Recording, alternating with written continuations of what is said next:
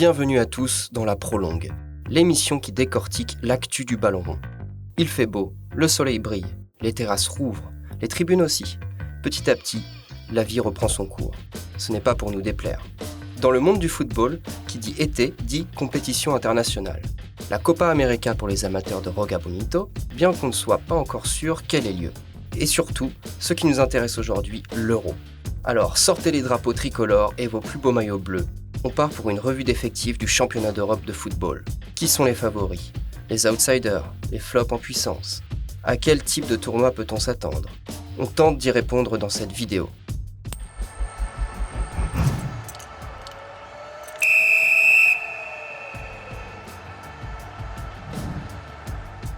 Cela ne vous a pas échappé, cette édition est un peu spéciale. On ne va pas vous faire l'affront de vous expliquer pourquoi l'Euro 2020 a lieu en 2021. À moins de vivre dans une grotte, vous devez déjà être au courant. En revanche, ce que l'on peut vous dire, c'est qu'avant même la pandémie, cette compétition était déjà pensée comme unique. En effet, pour célébrer le 60e anniversaire de la première édition, ce championnat d'Europe n'aura pas lieu dans un ou deux pays, comme on en a l'habitude, mais dans 11 villes hautes, disséminées aux quatre coins du vieux continent, et même un peu plus loin. On les cite histoire de se montrer complet. Chers viewers, si vous n'êtes pas au point niveau géographie, c'est le moment pour vous de réviser. Londres, Munich, Bakou, Copenhague, Glasgow, Séville, Budapest, Rome, Amsterdam, Bucarest et Saint-Pétersbourg. La liste est presque aussi longue que celle du Pokédex de la première génération. Malheureusement, pas de ville française à l'horizon. Pour revenir à la compétition, qui se déroulera du 11 juin au 11 juillet, chaque poule est regroupée dans une ou deux villes maximum. Le groupe F, celui de nos bleus, se déroulera entre Munich, en Allemagne, et Budapest, en Hongrie. Vous verrez, cela aura son importance par la suite. Les demi et la finale auront quant à elles lieu à Londres. C'est bien beau tout ça, mais y aura-t-il du public? Parce que bon, les stades vides et les sons ajoutés en post-prod, on a donné. La réponse est oui, mais avec un taux de remplissage différent en fonction des stades. Par exemple, le stade Ferenc Puskás de Budapest vise les 100%, soit un peu plus de 65 000 personnes, alors que l'Allianz Arena de Munich se limitera à 22% de sa capacité d'accueil, environ 14 500 supporters. La bonne nouvelle pour nous, Français, c'est qu'il y aura bien des fan zones dans toutes les grandes villes de l'Hexagone.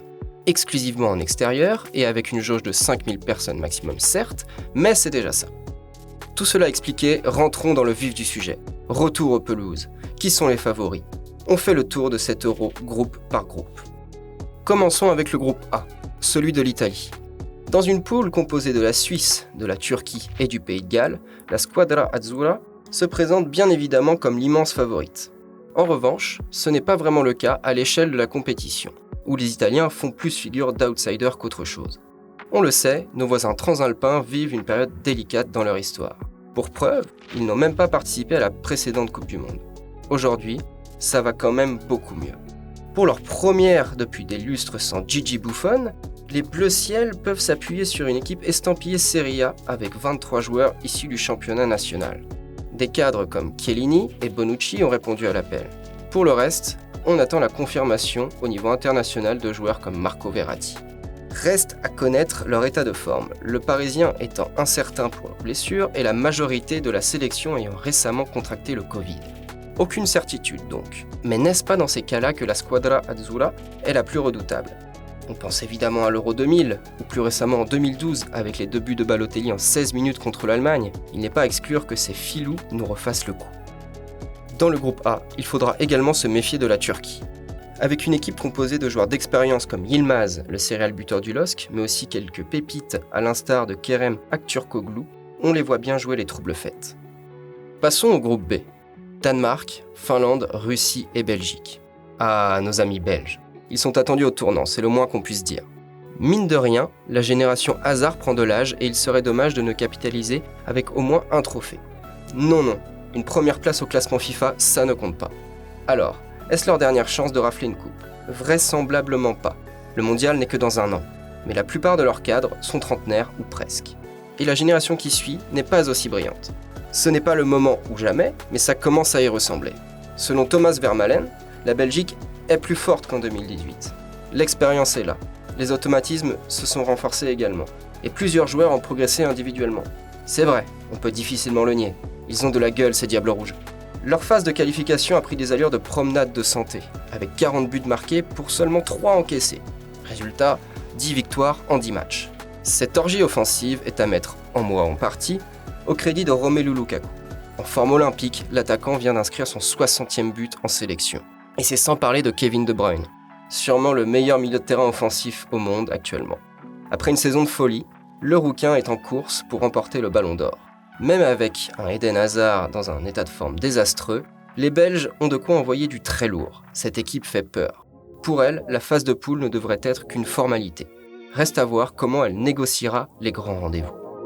Pour finir avec ce groupe B, les Danois emmenés par Eriksen restent des adversaires coriaces et devraient, sauf coup de tonnerre, prendre la 2e place. Dans le groupe C, Pays-Bas, Autriche, Macédoine, Ukraine, on assiste au retour d'un monument du football européen. Les Oranges ont faim de victoire. Même durement touchés par les blessures, on note les absences de notre chouchou Donny van de Beek et du taulier Virgil van Dijk, les Bataves restent très solides en défense et au milieu de terrain. En attaque, cependant, on est loin de l'époque des Robin van Persie et autres Arjen Robben. Cela ne les empêche pas d'avoir des arguments à faire valoir. À commencer par une tête bien connue des amateurs du championnat de France, Memphis Depay. Avec l'OL, il sort d'une grosse saison en double-double. 22 buts, 12 passes décisives, toutes compétitions confondues. On l'imagine bien faire trembler les filets plus d'une fois. Derrière, il y a aussi toute cette nouvelle génération, made in Ajax, révélée par l'épopée en Ligue des Champions d'il y a 2 ans. En difficulté dans leur nouveau club, De Jong, De Ligt et consorts ont l'occasion de se relancer. D'autant plus qu'ils se connaissent bien et seront responsabilisés. On attend beaucoup des Pays-Bas. À nos yeux, ce ne sont pas des favoris, mais de sérieux outsiders, très imprévisibles et capables de coups d'éclat. La phase de poule sera pour eux un sérieux test. L'Autriche peut s'appuyer sur des joueurs d'expérience comme Alaba et Sabitzer, et aussi sur une jeune génération très talentueuse. Niveau fougue de la jeunesse, attention à l'Ukraine également. Parmi les armes à disposition d'Andrei Shevchenko, on peut citer Ruslan Malinovski, qui sort d'une bonne saison avec l'Atalanta et qui pourrait être le principal atout offensif des Ukrainiens. 10 buts et 13 passes décisives, toutes compétitions confondues, pour lui cette saison. On pense également au latéral Zichenko qui impressionne avec City. L'équipe est très jeune et peut donc tout à fait exploser, dans le bon comme dans le mauvais sens du terme. Le groupe D a un accent mi-british, mi-pays de l'Est, avec la Croatie, la République tchèque, l'Écosse et l'Angleterre. Évidemment, ce sont les Anglais qui partent très logiquement favoris. Déjà parce qu'ils ont impressionné lors des qualifications, avec 37 buts en 8 journées. Plus surprenant encore, ils n'en ont encaissé que 6. Très prometteur donc. À l'image de la génération ultra talentueuse qui émerge chez les Three Lions, Sancho, Rashford, Phil Foden et Mount pour ne citer que, Harry Kane, le capitaine, est dans son prime et cette compétition doit être la sienne. Cet été, il semble décidé à quitter Tottenham. Réaliser un bel Euro pourrait définitivement convaincre ses courtisans. En plus de ça, les Anglais auront la chance de jouer tous leurs matchs de poule à domicile, sans compter un potentiel dernier carré prévu à Wembley. Avec leurs supporters pour donner de la voix, les sujets de Sa Majesté font figure de sérieux prétendants au titre. Mais voilà, les Anglais, on les connaît. Tous les 2 ans, ils nous font la même chose. Arriver comme des stars et repartir aussi vite en concédant l'upset. En 10 participations, les Three Lions n'ont jamais atteint la finale de l'Euro. Mais bon, il faut un début à tout. Petite pensée pour le sélectionneur Southgate, qui divise beaucoup outre-Manche. Certes, il obtient de bons résultats, notamment une demi-finale à la dernière Coupe du Monde, mais tous ne sont pas convaincus par sa capacité à porter son équipe vers les sommets. Son contrat actuel se termine en 2022. Un Euro raté lui coûterait sûrement sa place. Ce groupe est également celui des vice-champions du monde. Vous vous en souvenez ? Les mêmes qui ont éliminé les Anglais au mondial. Il va y avoir de la revanche dans l'air. Cette fois, pas sûr que les Croates en sortent victorieux. Les grands artisans de l'épopée russe, Lovren, Mandzukic, Perisic et Modric, commencent à sentir le poids des années dans leurs crampons. En témoigne leur perte d'influence au sein de leurs clubs respectifs. Ce ne sont pas les derniers résultats de la sélection qui vont nous faire mentir. Groupe E pour Espagne. Les Ibères ne seront pas seuls, mais face à la Pologne d'un Robert Lewandowski trop isolé par les blessures, la Slovaquie et la Suède, finalement privés de Zlatan, on ne s'inquiète pas trop pour eux. Mais peut-on vraiment les considérer comme un vainqueur potentiel ? Bof, on aurait tendance à dire que non. La transition post-Iniesta est décidément très compliquée. Comme en 2018, après le limogeage de dernière minute de Lopetegui, la Roja arrive en compétition sans réelle référence. Exit Sergio Ramos, dont la non-sélection n'a pas manqué de faire parler de l'autre côté des Pyrénées.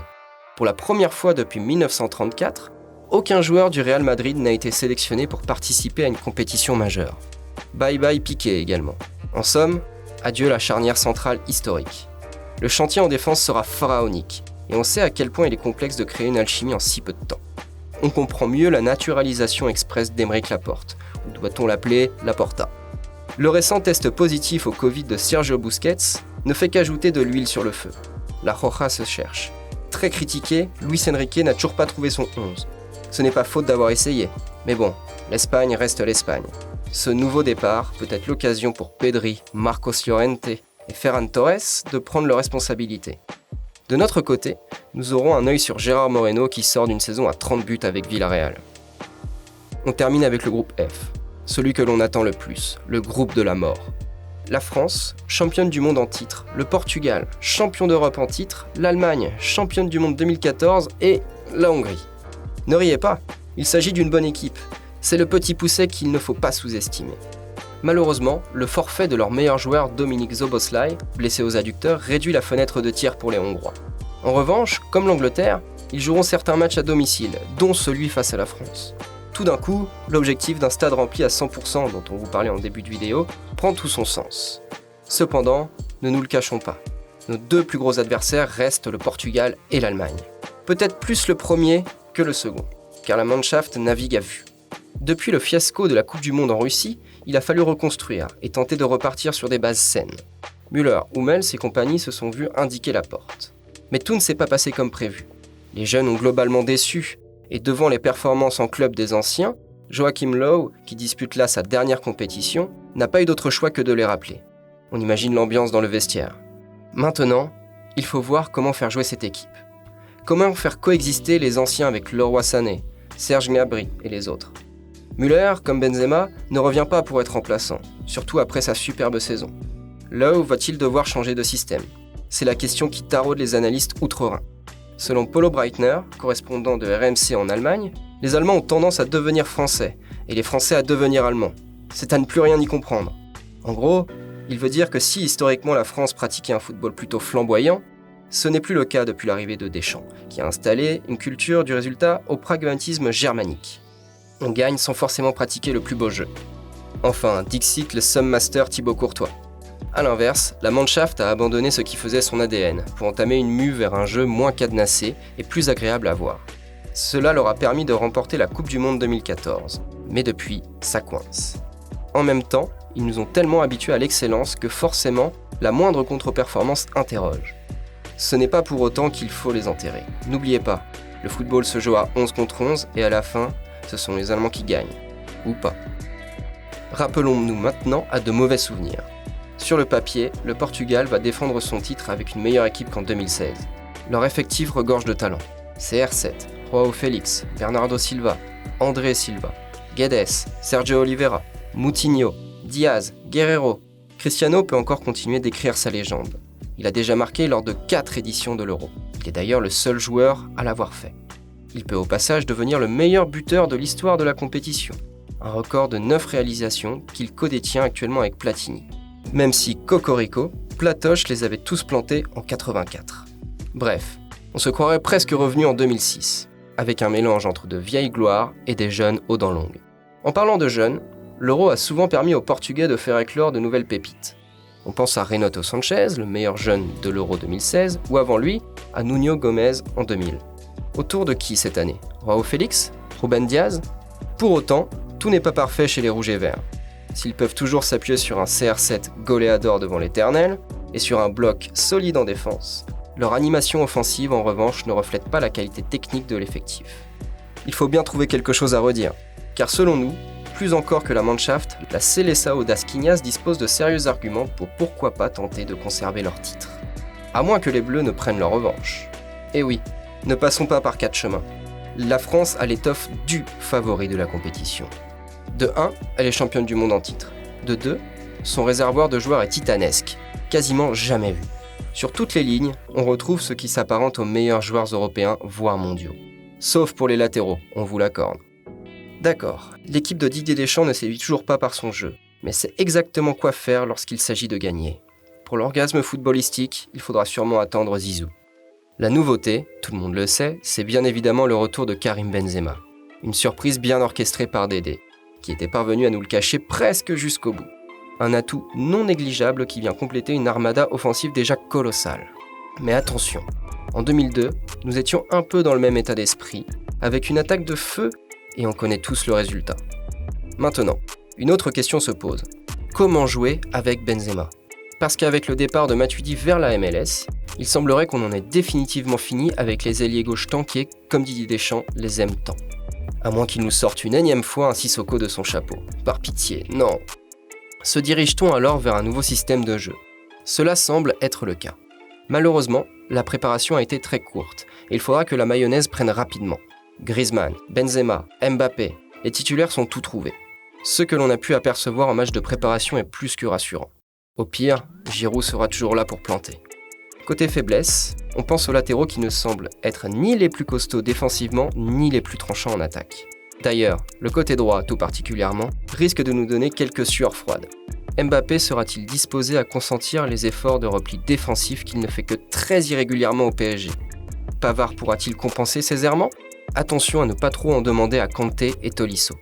Une chose est sûre, s'il y a bien une personne qui peut souder ce groupe et l'amener vers le titre suprême, c'est bien Didier Deschamps. Parviendra-t-il à réaliser le doublé Coupe du Monde Euro comme en 98-2000, mais cette fois-ci dans le costume de sélectionneur ? Ce serait tout bonnement historique. Voilà qui conclut cet épisode de la Prolongue spéciale Euro. Maintenant, c'est à vous de vous prêter au jeu des pronostics en commentaire. Qui voyez-vous aller loin ? Ou au contraire, quelle équipe va décevoir ? On compte sur vous pour sortir vos meilleures boules de cristal. Nous, on vous donne rendez-vous très bientôt pour vous parler de l'Euro et de plein de choses. D'ici là, on vous souhaite un bon début d'Euro, et comme le disait l'idole des plus très jeunes, allez les Bleus, on est tous ensemble.